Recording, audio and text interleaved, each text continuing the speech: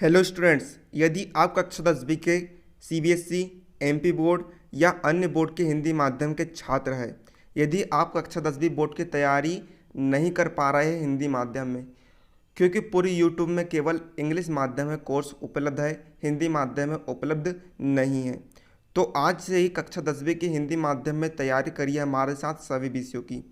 आपको इस चैनल पर सभी सब्जेक्ट का प्रीमियम क्वालिटी कोर्स उपलब्ध करा जाएगा। फिर चाहे आपका सब्जेक्ट मैथ्स हो, साइंस हो, इंग्लिश हो, सोशल साइंस हो, संस्कृत हो या हिंदी हो, सभी सब्जेक्ट की आपको तैयारी विधिवत करवाई जाएगी। तो आपको यूट्यूब पर सर्च करना है लर्न क्लब, आपको वहाँ पर हमारा चैनल मिल जाएगा।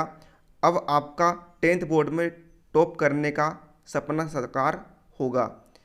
आपको पूरा कोर्स फ्री में उपलब्ध कराया जाएगा। तो आज ही जुड़िए हमारे साथ। धन्यवाद। हेलो माय डियर स्टूडेंट्स, आपका पुनः आज के इस नए वीडियो में स्वागत है। आज के इस वीडियो में हम क्लास 10th मैथ्स एनसीईआरटी का अध्याय 3 दो चर वाले रैखिक समीकरण युग्म की प्रश्नावली 3.3 के हम सारे सवालों को सोल्व करने वाले हैं। प्रश्नावली 3.3 हम हल करने वाले हैं। तो इससे पहले आपके अध्याय 3 के प्रश्नावली 3.1 और 3.2 मैंने इस चैनल पर नहीं करा हूँ, क्योंकि वो इतनी इम्पोर्टेंट नहीं है और परीक्षा की दृष्टि से, है ना, परीक्षा में भी कभी उसके सवाल भी कभी आते नहीं हैं, इसलिए चाहे तो आप उसे छोड़ सकते हैं। तो इस वीडियो में हम प्रश्नावली 3.3 के सभी सवालों को हल करने वाले हैं। चलिए अब हम वीडियो बिना किसी देरी के शुरू करते हैं। तो देखिए, आपको प्रश्नावली 3.3 का पहला जो सवाल दिया है उसमें दिया आपको निम्न रैखिक समीकरण युग्म को प्रतिस्थापन विधि से हल कीजिए। यहाँ पर देखिए प्रश्न 1 के अंतर्गत आपको देखिए कुल 6 सवाल दिए गए हैं। इन सभी सवालों को आपको प्रतिस्थापन विधि से हल करना है। तो प्रतिस्थापन विधि क्या होती है? इसमें हम समीकरण निकलते हैं उन्हें हम प्रतिस्थापित करते आते हैं। तो देखिए आइए हम सवाल को हल करते हैं। तो देखिए यहाँ पर आपको पहला दिया है, पहला क्या दिया आपको, x धन y बराबर से 14। इसे हम मान लेते हैं समीकरण 1। x ऋण y बराबर से 4, इसे हम मान लेते हैं समीकरण 2। अब हम करते क्या है, समीकरण 1 से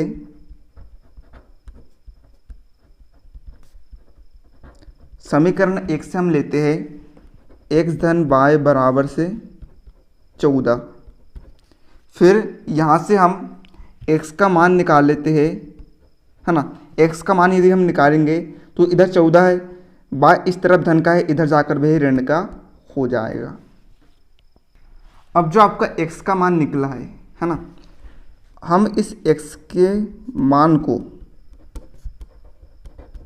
समीकरण 2 में प्रतिस्थापित कर देते हैं,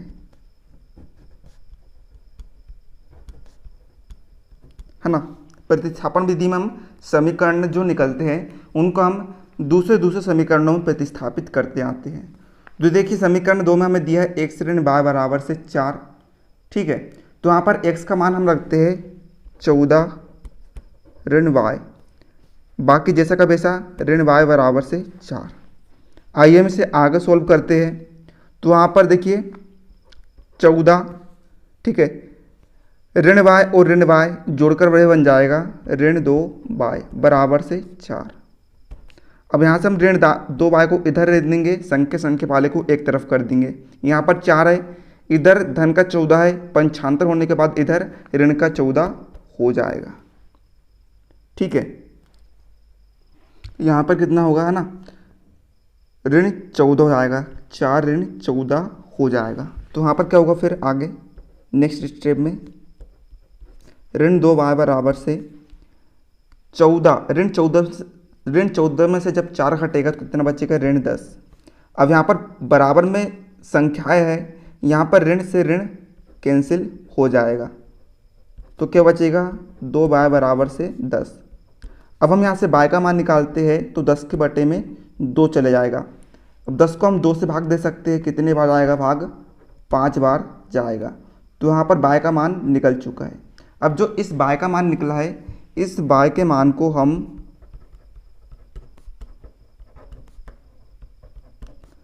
समीकरण एक में प्रतिस्थापित कर देते हैं, है ना। तो आपको पूरा लिखना है प्रतिस्थापित करने पर, ठीक है। आपको इसी प्रकार से करना है ना। जैसे कि यहाँ पर आपने समीकरण एक से मान निकाला x का, तो इस x के मान को हम एक में प्रतिस्थापित नहीं करेंगे, हम दो में प्रतिस्थापित करेंगे। तो हमने समीकरण दो से यहाँ पर y का मान निकाला है, तो हम इसे दो में नहीं रखेंगे, हम इसे एक में रख देंगे, ठीक है। इसे हम समीकरण 3 भी नाम दे सकते हैं। ओके, अब यहाँ पर देखिए y के मान को हम समीकरण एक में प्रतिस्थापित करते हैं, तो यहाँ पर है x धन y बराबर 14। तो यहाँ पर हम लिखेंगे x धन y का मान हम रखेंगे 5 बराबर से 14। तो यहाँ पर देखिएगा, यहाँ पर ठीक है, तो यहाँ पर हम x का मान निकाल लेते हैं। इधर 14, इधर जो 5 है वे धन का है, इधर साइड जाकर भी ऋण का हो जाएगा। तो क्या हो जाएगा, 14 में से 5 गया, कितना बचा 9। तो यहाँ पर हमें संख्या प्राप्त हो चुकी है। हम लिखेंगे यहाँ पर अतः x बराबर से कितना है 9 तथा y बराबर से कितना है 5। तो ये आपका पहले सवाल का हल हो गया। उम्मीद है आप सभी को समझ में आ गया होगा। चलिए अब हम बढ़ते हैं इसके सेकंड सवाल की तरफ। तो देखिए हमें सेकंड में क्या दिया है, सेकंड में हमें दिया है s इज इक्वल टू से, है ना, sorry, s minus T is equal to से 3। इसे हम दे देंगे समीकरण एक नाम। इसके बाद हमें दिया है s बटे 3 धन t बटे 2 बराबर से 6। तो हम इसमें लघुत्तम दे लेते हैं। यहाँ पर हर में लघुत्तम आएगा कितना 6। यहाँ पर 3 दूनी 6, 2 गुणित s कितना हो जाएगा 2s प्लस 2 तिया 6, 3 में गुणा होगा t का, तो कितना हो जाएगा 3t बराबर से 6। तो यहाँ पर आप देखिए, यहाँ पर हम लिख सकते हैं, है ना। यहाँ पर 6 के बटे में 1 है, तो यहाँ पर 3 गुणा कर देंगे, इसका गुणा होगा 1 से, तो क्या होगा 2s plus 3t is equal to से 6 गुणित 6 कितना होगा 36 होगा। तो इसे हम नाम दे देंगे समीकरण 2। इससे हमें सवाल को हल करने में आसानी होगी। तो आइए हम लेते हैं समीकरण 1 से। मान लेते हैं समीकरण 1 से क्या दिया है, s minus T is equal to से 3। तो यहाँ पर हम s का मान निकाल लेते हैं। तो s बराबर से, चाहे तो आप t का मान भी निकाल सकते हैं या फिर s का मान भी निकाल सकते हैं, कोई ज़रूरी नहीं है। यहाँ पर मैंने समीकरण 1 लिया हूँ, चाहे तो आप यहाँ पर समीकरण 2 भी ले सकते हैं, है ना। प्रतिस्थापित बस हमें करना पड़ता है। आप कहीं से भी सवाल को हल करिए, मान जो है, जो आंसर है वह x ही आएगा। s और t के मान जो है वे बराबर ही आएंगे। तो हमने यहाँ से s का मान निकाला है, तो क्या हो जाएगा 3, t जो है इधर ऋण का है, इधर जाकर भी धन का हो जाएगा। तो अब जो s का मान निकला है, हम इसे समीकरण 3 नाम दे देंगे। अब जो s का मान निकला है, इस s के मान को समीकरण, है ना, हमने x से मान निकाला है, तो हम इसे समीकरण 2 में प्रतिस्थापित करेंगे। तो हम लिखेंगे समीकरण 2 में प्रतिस्थापित करने पर। तो यहाँ पर देखिए समीकरण 2 हमें दिया है ना। तो 2s का मान हमने रखे 3 plus t plus 3t is equal to से 36। तो यहाँ पर आप देखिएगा 2 का गुणा होगा इस कोष्टक वाले पद से, तो 2 तिया कितना होगा 6 धन 2 में गुणा होगा t का, तो क्या हो जाएगा 2t धन 3t बराबर से 36। अब 2t और 3t जुड़ करके बन जाएगा 5t बन जाएगा। अब हम संख्या को एक तरफ कर देते हैं। तो देखिएगा यहाँ पर 36 है, 6 इधर धन का है, इधर जाकर भी ऋण का हो जाएगा। तो यहाँ पर कितना आएगा 5t इज इक्वल टू से 30। यहाँ से हम t का मान निकाल सकते हैं। तो 30 के बटे में 5 चला आएगा और 30 में भाग जाएगा 5 का, तो कितने बार जाएगा वह जाएगा 6 बार। तो यहाँ पर t का मान आ चुका है कितना, t का मान आ गया हमारे पास 6। ठीक है, अब जो हम आपके पास जो t का मान निकला है, जो t का मान आपके पास निकला है, इस t के मान को समीकरण एक में, ठीक है, समीकरण 1 में प्रतिस्थापित करने पर, क्योंकि हमने ऊपर समीकरण 2 में प्रतिस्थापित कर दिया है इसलिए हम समीकरण 1 में प्रतिस्थापित कर देते हैं टी के मान को। तो समीकरण 1 से हम निकालते हैं एस माइनस टी का मान कितना है 6 बराबर से 3।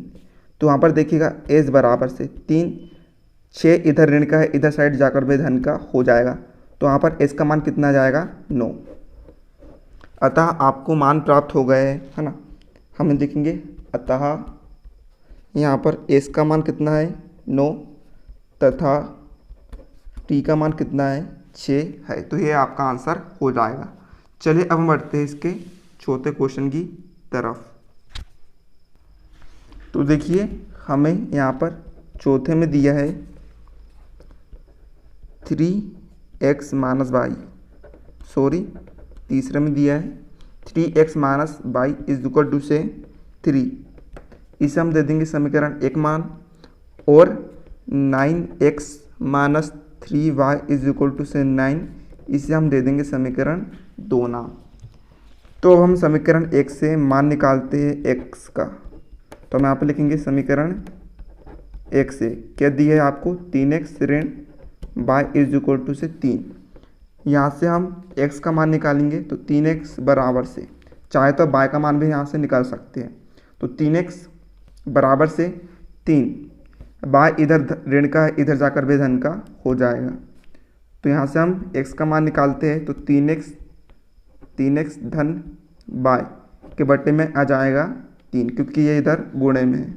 इसे हम नाम दे सकते हैं समीकरण 3। अब जो आपके पास जो x निकला है इसको हम समीकरण 1 में प्रतिस्थापित कर देते हैं। तो हम यहाँ पर लिखेंगे है ना, x को समीकरण 1 में प्रतिस्थापित करने पर, तो समीकरण 1 में हमें दिया है 3x ऋण y बराबर से 3। तो यहाँ पर 3, x का मान क्या दिया है 3x धन y बटे 3। तो यहाँ पर जो 3 है इस बटे वाले 3 से कैंसिल हो जाएगा, ठीक है, ऋण y बराबर से 3। तो यहाँ पर ठीक है, यहाँ पर हम क्या बचा आपके पास 3x धन y ऋण y बराबर से 3। तो यहाँ पर जो प्लस y है बे माइनस के y से कैंसिल हो जाएगा, ठीक है। और जो आपके पास बचा है 3 है ना, 3 भी यहाँ से 3 से कैंसिल हो जाएगा, ठीक है। तो यहाँ पर बचा क्या, यहाँ पर बचा है आपके पास x का मान 0, ठीक है। तो इस प्रकार की कोई शर्त तो होती नहीं है, ठीक है। यहाँ पर सॉरी, यहाँ पर देखिए क्या आएगा आपके पास 3 आएगा धन y ऋण y बराबर से 3। तो यहाँ पर प्लस y के माइनस y से कैंसिल हो जाएगा। तो यहाँ पर क्या बचेगा आपके पास 3 बराबर से 3। तो यहाँ पर देखिए यहाँ पर ना तो x का मान निकला है ना ही y का मान निकला है। तो आपको यहाँ पर लिखना पड़ेगा है ना, यहाँ पर y का मान निकलता, लेकिन यहाँ पर y का मान नहीं निकला है। तो हम यहाँ पर लिखेंगे यहाँ y के अतः y के अपरिमित मानों के लिए x के अनेक मान है, अतः समीकरण निकायों के अनंतः अनेक हल है। क्योंकि यहाँ पर देखिए इस सवाल को हल करने के लिए हमें x का मान और y का मान चाहिए था। तो यहाँ पर ना तो x का मान निकला है ना ही y का मान निकला है।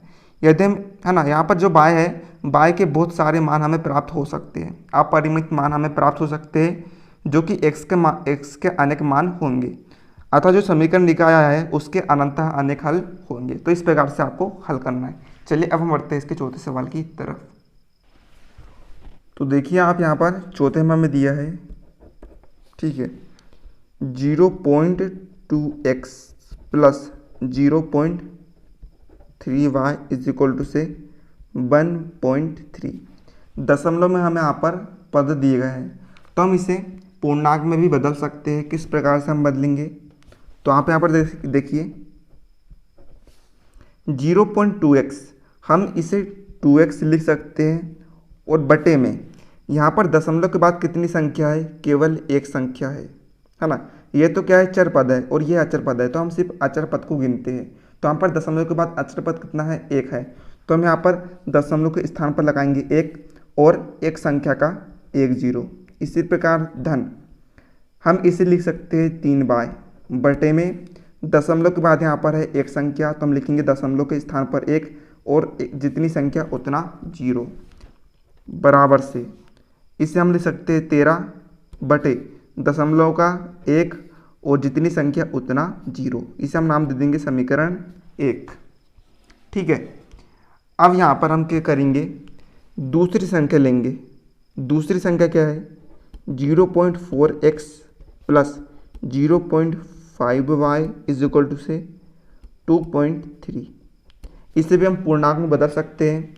यहाँ पर हम इसे लिख सकते हैं 4x बटे दशमलव के स्थान पर 1 और जितनी संख्या उतना 0 धन यहाँ पर 5y बटे दशमलव के स्थान पर 1 और जितनी संख्या उतने 0, यहाँ पर 23 हो जाएगा बटे, ठीक है, बटे यहाँ पर दशमलव का 1 और जितनी संख्या उतने 0। तो यहाँ पर देखिए हम इसे समीकरण 1 नाम नहीं देते हैं यहाँ पर, ठीक है। यहाँ पर यदि हम इन दोनों का लघुत्तम निकाल लेंगे तो बटे में 10 से आएगा, ठीक है, और यहाँ पर बटे में 10 है तो 10 से 10 यहाँ पर कैंसिल हो जाएगा। तो संख्या हमारे पास क्या प्राप्त होगी, संख्या हमारे पास प्राप्त होगी 2x plus 3y is equal to से 13। इसे हम नाम देंगे समीकरण 1। इसी प्रकार से हम इन दोनों में लघुत्तम ले सकते हैं। लघुत्तम लेने पर कितना आएगा, 10 आएगा, ऊपर बचेगा 4x धन 5y बराबर से 23 बटे 10। इधर 10 और 10 बराबर में है तो कैंसिल हो जाएंगे, तो बचेगा कि हमारे पास 4x धन 5y बराबर से 23। इससे हम नाम दे देंगे समीकरण 2, है ना। समीकरण 1 और समीकरण 2 के मान हमारे पास प्राप्त हो चुके हैं। अब हम लिखेंगे समीकरण 1 से। समीकरण 1 हमें दिया है 2x plus 3y is equal to से 13। यहाँ से हम x का मान निकालेंगे, तो यहाँ पर 2x इज इक्वल टू से 13, 3 बार इधर धन का है, इधर तरफ जाने पर भी ऋण का हो जाएगा। तो यहाँ पर यदि हम x का मान निकालेंगे तो क्या आएगा, 13 ऋण 3 बाय बटे में आ जाएगा 2। तो यहाँ पर हमारे पास x का मान प्राप्त हो चुका है। अब हम इस x के मान को समीकरण 2 में रख देते हैं। तो x के मान को समीकरण 2 में प्रतिस्थापित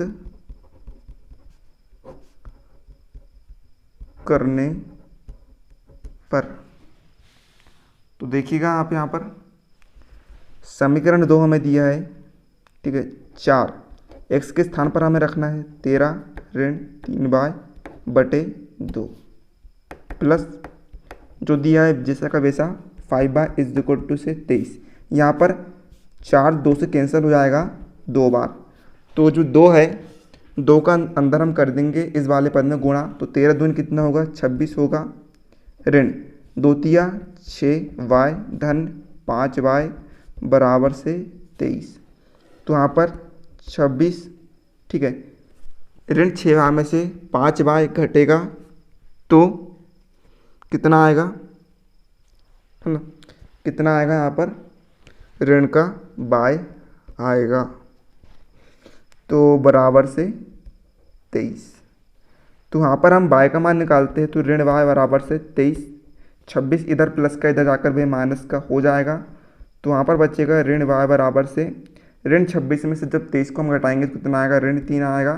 तो यहाँ पर ऋण से ऋण कैंसिल हो जाएगा क्योंकि बराबर में है, तो y का मान हमारे पास कितना प्राप्त हो जाएगा, y का मान हमें प्राप्त होगा 3। अब जो y का मान निकला है, इस y के मान को, ठीक है ना, y के मान को को समीकरण 1 में प्रतिस्थापित करने पर। ठीक है, तो यहाँ पर हमें समीकरण 1 क्या दिया है? समीकरण 1 में हमें दिया है 2x + 3, y का मान यहाँ पर हो जाएगा 3 बराबर से 13। तो यहाँ पर देखिएगा 2x + 3 तिया 9 बराबर से 13। तो वहाँ पर 2x = से 13, 9 इधर धन का है, इधर साइड जाकर भी ऋण का हो जाएगा। तो वहाँ पर 2x = से 13 में से जब हम 9 को घटाएंगे तो कितना आएगा? 4 आएगा। तो वहाँ पर x बराबर से, है ना, 4/2 हो जाएगा। 4 में 2 को भाग देंगे तो 2 आ जाएगा। तो यहाँ पर x का मान कितना आएगा? 2 आ जाएगा। तो यहाँ पर फाइनली हमें यहाँ पर हम लिखेंगे अतः x का मान 2 तथा y का मान 3 हमें प्राप्त हुआ है। तो ये आपका उत्तर हो जाएगा। चलिए अब हम बढ़ते हैं इसी के 5वें सवाल की तरफ। तो देखिए हमें 5वें में दिया है करनी 2x धन करनी 3y = से 0। हम इसे नाम दे देंगे समीकरण 1, और करनी 3x ऋण करनी 8y बराबर से 0, इसे हम नाम दे देंगे समीकरण 2। अब हम यहाँ से समीकरण 1 से x का मान निकालते हैं। तो यहाँ पर समीकरण 1 हमें दिया है करनी 2x धन करनी 3y बराबर से 0। तो यहाँ से हम x का मान निकालेंगे। तो करनी 2x बराबर से करनी 3y, इधर धन का इधर जाकर भी ऋण का हो जाएगा। तो यहाँ पर हम x का मान निकालते हैं। तो x बराबर से क्या आएगा? ऋण करनी 3y/2। इसे हम समीकरण 3 नाम दे सकते हैं। अब जो आपके पास x का मान निकला है, इस x के मान को समीकरण 2 में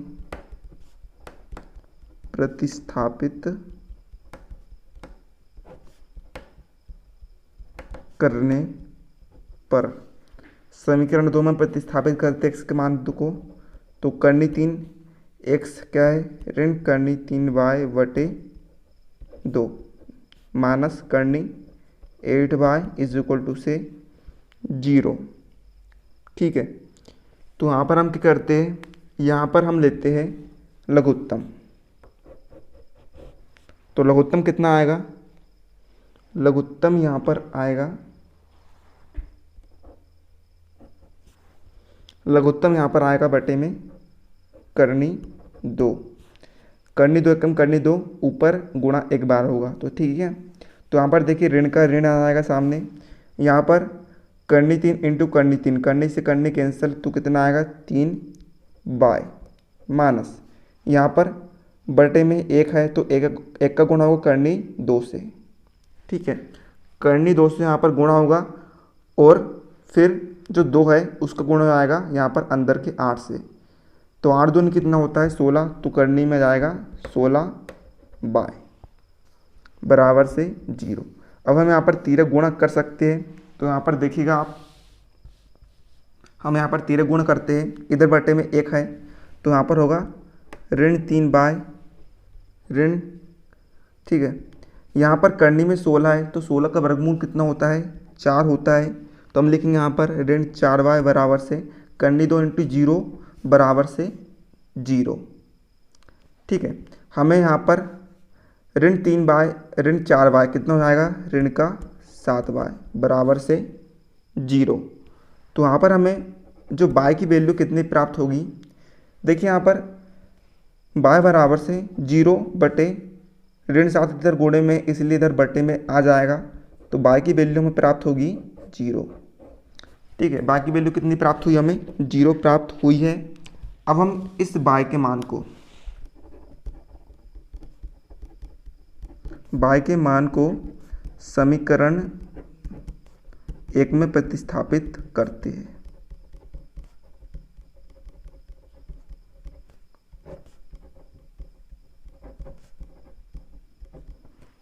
ठीक है, समीकरण 1 में दिया है Karni 2x plus Karni 3, y का मान है 0 बराबर से 0, तो यहाँ पर कर्णी 2x, ये टोटल हो जाएगा 0 तो बराबर से आएगा 0। यहाँ पर x का मान कितना आएगा, 0 को बटे में कर्णी 2 आएगा, तो यहाँ पर x की वैल्यू हमें प्राप्त होगी, कितनी प्राप्त होगी, यहाँ पर आप देख सकते हैं x की वैल्यू हमें 0 प्राप्त होगी। अतः x और y दोनों के मान हमें प्राप्त होगा, तो हम लिखेंगे अतः x बराबर से 0 तथा y बराबर से भी 0।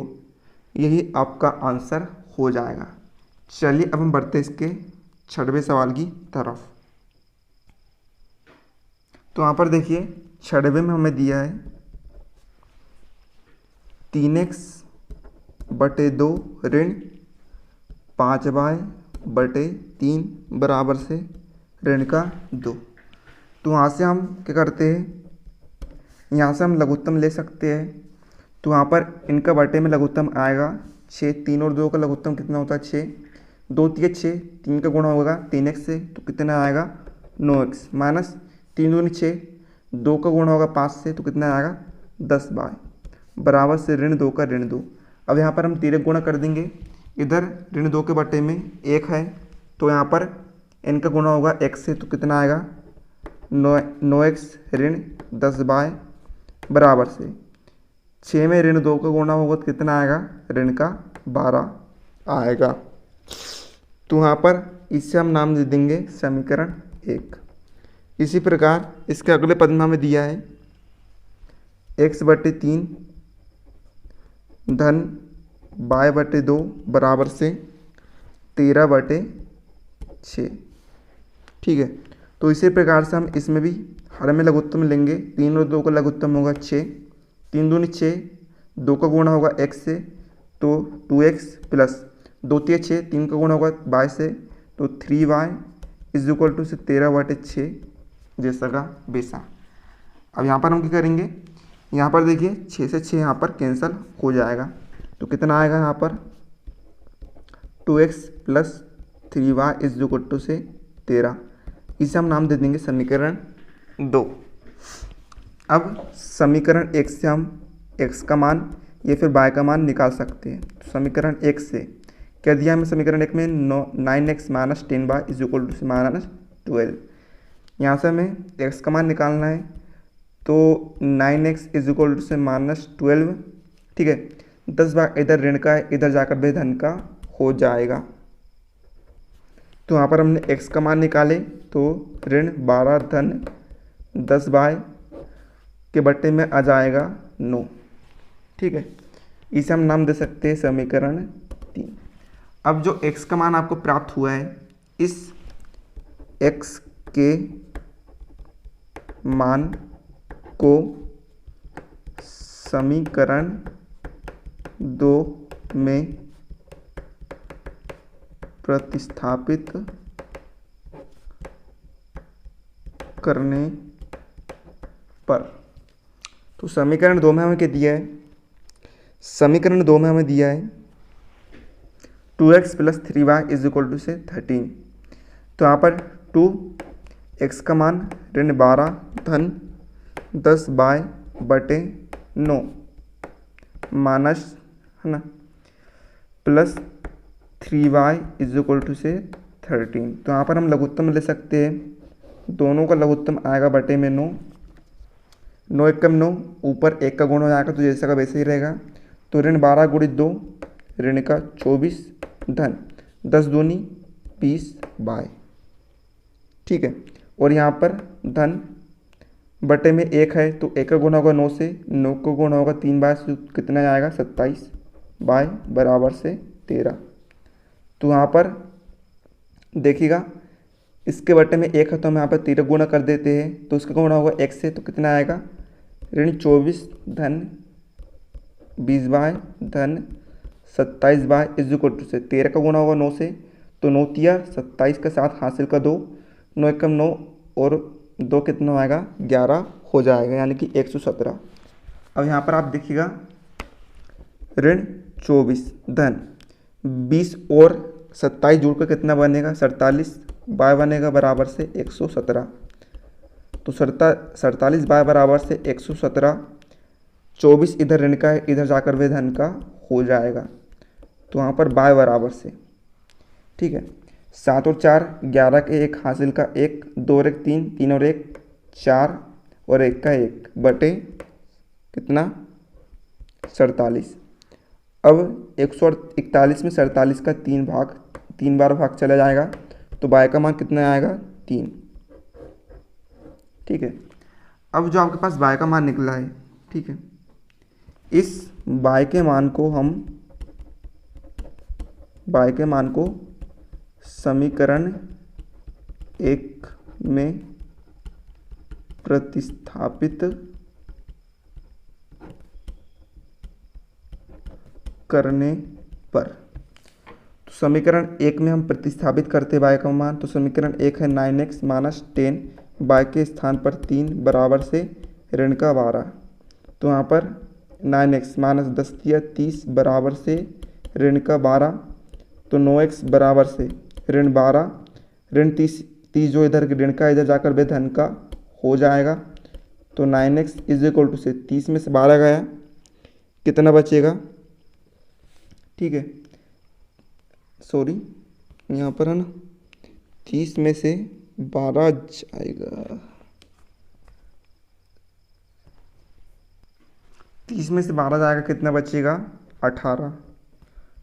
तो यहाँ पर x बराबर से हो जाएगा 18 बटे 9, 18 से 9 को भाग जाएगा 2 बार, तो x का मान कितना आएगा 2।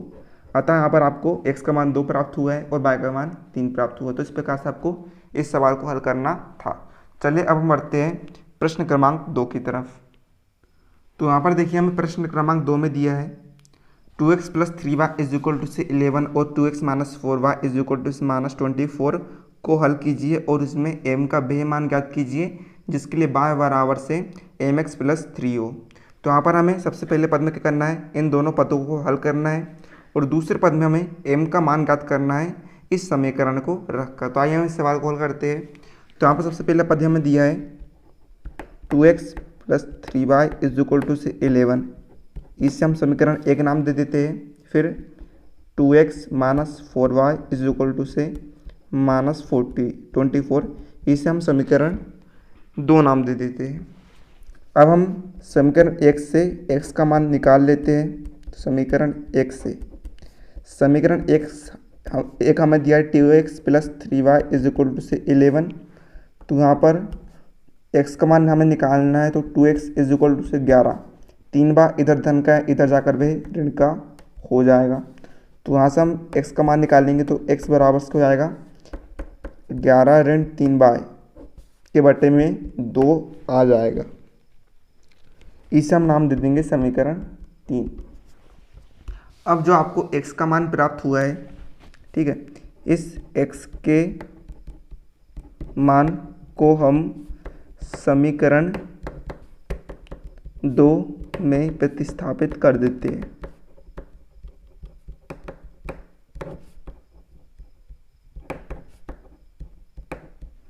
तो समीकरण 2 में हमें दिया है 2 और x का मान 11 ऋण 3y बटे 2, यहाँ पर 2 से 2 कैंसिल प्लस, ठीक है, minus 4y is equal to से माइनस 24।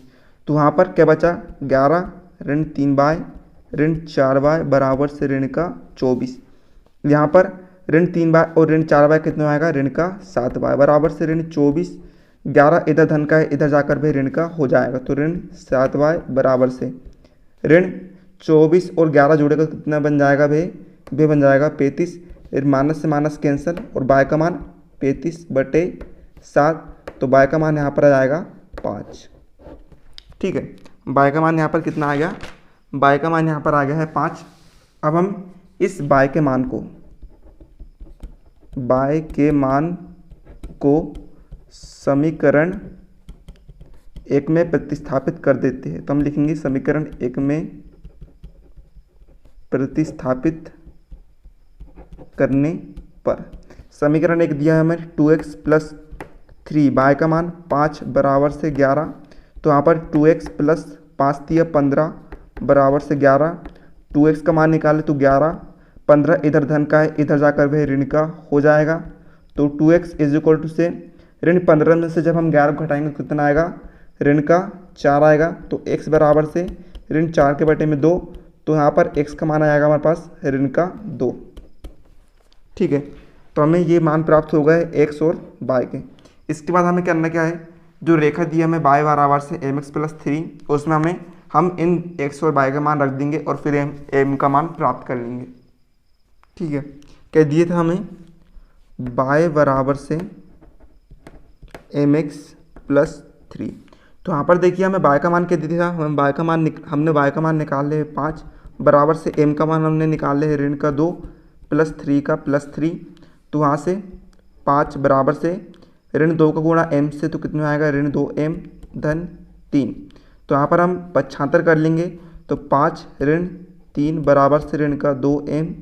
यहाँ पर 5 में से 3 गया, बचा 2 बराबर से ऋण 2m। तो यहाँ पर हमने m का मान निकाले, तो 2 के बट्टे में हो जाएगा ऋण 2, 2 से 2 कैंसिल, तो m का मान कितना आ गया यहाँ पर, ऋण का 1। यही आपका फाइनल आंसर हो जाएगा। तो इस प्रकार से मैंने आपको आज के इस वीडियो में प्रश्नावली 3.3 के प्रश्न 1 और 2 को सवाल को समझा दिया। उम्मीद है आप सभी को अच्छे समझ में आ गए होंगे। तो आज का वीडियो थोड़ा ज़्यादा बड़ा हो गया है, इसलिए आने वाले वीडियो में मैं आपको इसका प्रश्न 3 समझा दूंगा। तो मिलते हैं हम आपको उसकी नेक्स्ट वीडियो में, तब तक के लिए जय हिंद जय भारत।